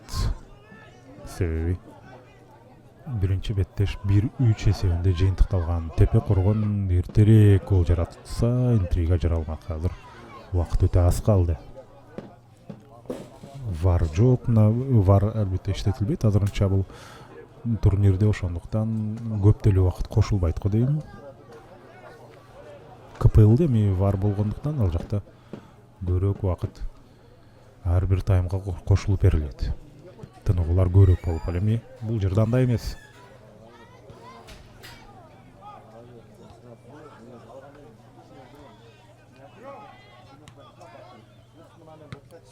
Азыр Көкөлөтов сол тарапка өрдү. Табада көбүрөөк кармалып жаткан болчу. Бири-бири менен кол алышып койгону жакшы. Эң башкысы мына Тепе Коргондун капитаны Айматбек Манасов өнөктөшүнүн ал акыбалын сурап, аны карап койду. Ал топ менен жүргөн. Ушул жерде тээп алган экен, ооба. Кокустан тээп алыптыр чындыгында. Ошон үчүн келип кечирим сурап атат. Эми ал үй ээси, конокту дагы бир жагынан сыйлады дегендей. Азыр болсо стандарттык абал Самандарбек Аскаров жана ошондой эле Мухаммадали Абдурахманов турду эле ал жерде, же Дастамбек Бабажанов беле. Тепе Коргон сол канаттан жүрүштү улантып бара жатат. Айматбек Манасов өтө активдүү дегенче Самандарбек топто алды дагы, ал Бабажановго жеткирди. Дастамбек баратат, ал пас берди. Борбордук бөлүктөн топто алдырып койду. 88 минута. Сонун баратат. Бирок топто алдырды, көрдүңүздөр. Ушул жердин Тепе Коргондун оюнчусу дагы негизинен жакшы бара жаткан болчу.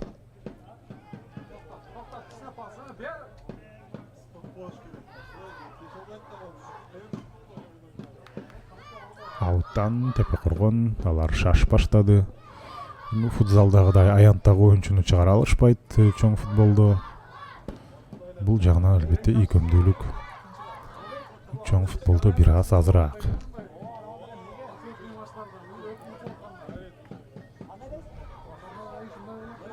Семетей тараптан прессинг деле жок. Мына 7-чи номердеги оюнчу ошол Бабажанов гана бир аз ал жака барып тоскоолдук кылууну көрсөткөн, бирок азыр Коргонуга көбүрөөк басым жасайт десек, ушул жерде пас.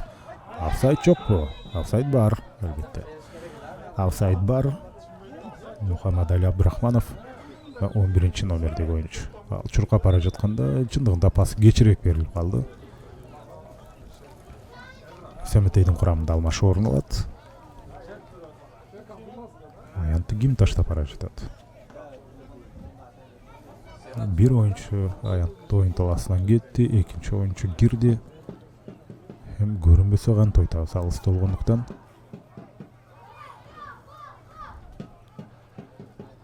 Азыр болсо Тепе Коргон, ой сону бирок артта эч ким жок болуп калды. Эки оюнчу бир позицияга дээрлик келип алган эле. Тепе Коргон жана сокку коргоочунун бутуна тийип калды.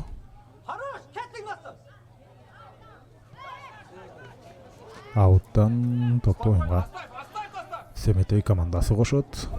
90-чу минутта орун алууда.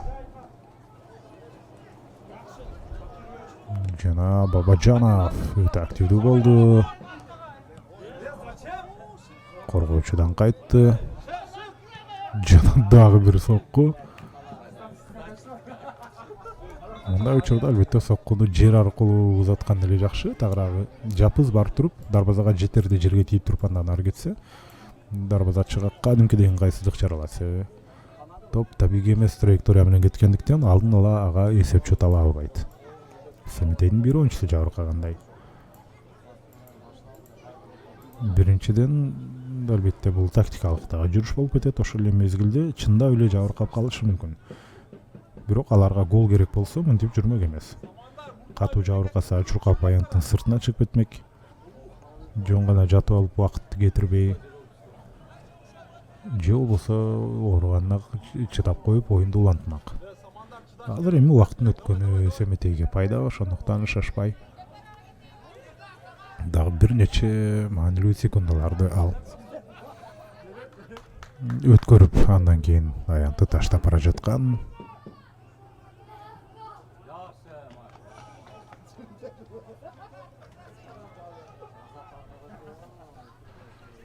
Кошумча мүнөттөр башталуу алдында турат. Ошентип Тепе Коргон менен Семетей болуп көрбөгөндөй тең ата оюнду жүргүзүшүүдө. Мына ушул улуттук лиганын кубогундагы биз жарым финалдык беттештеги жуптарды дагы бир эсиңиздерге салып өтөлү.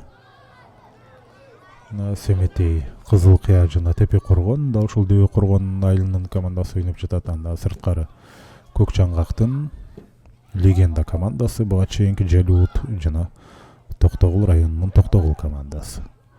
Ошондо легенда менен Токтогул, Семетей менен Тепе Коргон ойноп жатат.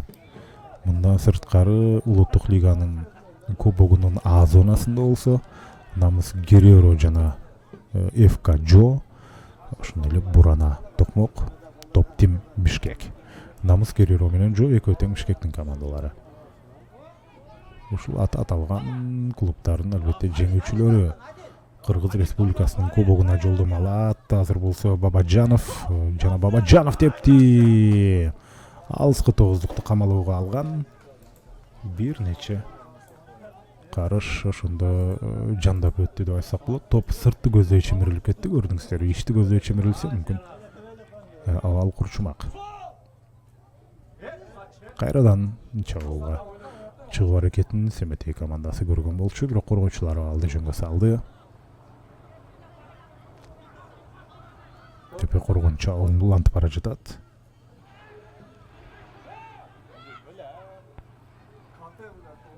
Жана ошол жерде Сухраб Жон Ражавалиев аракет кылган болчу.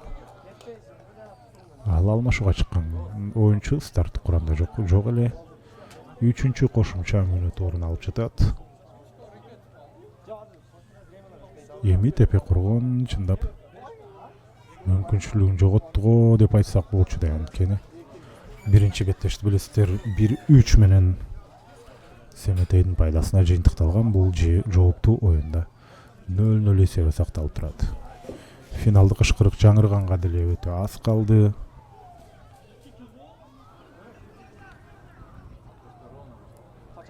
Сол канаттан болсо мына азыр жакшы бара жатат Семетейдин оюнчусу. Бул жерде офсайдка кабылып калгандыктан ошол замат пас берген эмес болчу Бабаджанов. Жыйынтыгында Тепе Коргон ойнойт. Бери жакта ким эле могул азыр жаңылбасам бул ошондо Мухаммадали Абдурахманов болуш керек. Ал эмнегедир офсайдка чыгып ошол жакта туруп алды.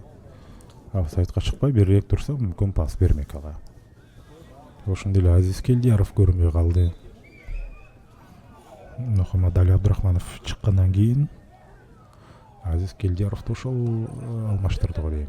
Азыр кайрадан чабуул орун алып бара жатат. Офсайд жок, жана сокку. Жана тирөөчкө тийип кайткан учурда гол. Мынакей Семетей командасы өздөрүнүн мүмкүнчүлүгүн колдонду. Эсеп 0-1. Эми бул Тепе Коргон Семетей тирешине чындап чекит коюлду го дейм. Эми голдун ээси Дастанбек Бабаджанов алгач мына ушул жерде сонун идеалдуу пас. Эми Мухаммадали Абдурахманов ал соккузаткан учурда негизинен дарбазачы бут менен аны кайтарды. Серпилип барган топту карасаңыздар тирөөчкө тийип кайткан учурда керек жерден пайда болгон бул Дастанбек Бабаджанов болду. Дастанбек Бабаджанов бул аракети менен ошондо бул Семетей командасын демек Кыргыз Республикасынын кубогунун финалдык бөлүгүнө алып чыкты деп айтсак болот го дейм. Финалдык бөлүк дегенде кандай? Эми ал жакта албетте кайрадан чучу кулак ташталат. 16-дан 1, 8-ден 1 финалдан башталат. Эми негизинен ошол Кыргыз Республикасынын кубогунда ойноо мүмкүнчүлүгүнө ээ болгону калды. Семетей биринчи, экинчи беттешти кошкондо ошондо 1-4 болуп кетти. 1-4 эсеби 96-мүнөттө орун алып жатат. Тепе Коргондо гол жаратканга мүмкүнчүлүк болушу ыктымал, бирок Семетейден ашып өткөнгө анын шансы 0-гө барабар болуп калды десек болот. Азыр көкөлөтүп топту берген болчу, бир аз катуураак болуп калыптыр. Тирөөчтүн үстүнө кетти. 96-мүнөттө бирок дагы деле азырынча калыс оюнду бүтүргөнгө шашкан жок.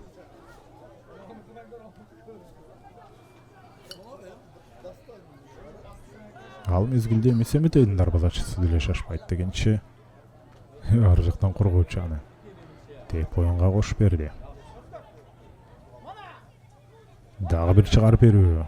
Офсайд дейт. Бутка тейип кетти. Бул жакшы нерсе эмес. Бирок эч ким жабыркаган жок. Кайрадан беттеш улантып атышат. Тепе Коргон жүрүшүн улантууда. Топ аянттын сыртына бара жатат. Жана чыгып кетти.